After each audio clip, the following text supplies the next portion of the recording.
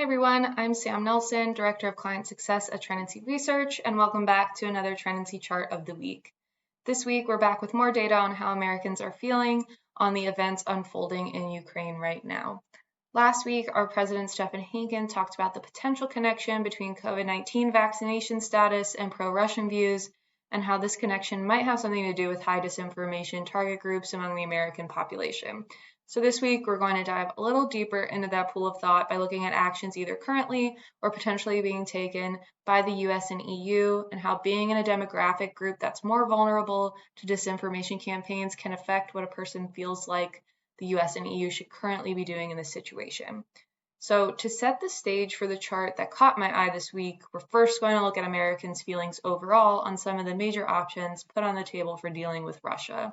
There are many listed here, but I want to focus on the two most popular options: sanctions on Russia and blocking the sale of Russian oil.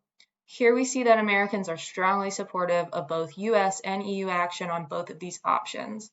On a scale of 0 to 100, the average answer for each is at or close to 70, which is pretty high. And what you don't see on this chart in the background of the Trendency data is that when you're looking at the distribution of opinion over the 0 to 100 scale, over half of Trendency panelists are answering an 80 or higher here. So these are clearly popular options. However, this isn't the case for everyone, which brings me to my chart of the week. Americans who are in demographic groups associated with high levels of disinformation are much more averse to the US placing sanctions on Russia and blocking oil sales.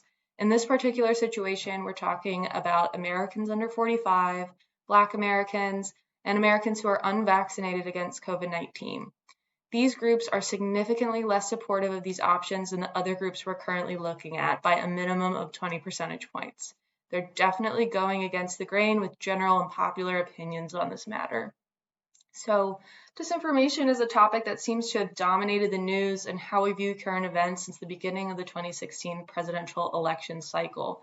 Since then, we've seen numerous reports alleging that Russia and Putin in particular have masterminded major misinformation campaigns in the US, including a Senate intelligence report that says Russian trolls' main target of that 2016 election was Black US voters. Reports out of the State Department's Global Engagement Center that Russia has been working to promote their own COVID-19 vaccines by undermining American and European vaccination programs. And many of us have also probably heard of the use of Russian TikTok celebrities to spread false information. This has all been going on for a long time, and by the looks of this chart, some of it was effective. For more information on this chart and other data, head over to trendency.com to see our data in action. Thanks for watching. We hope to see you back next week.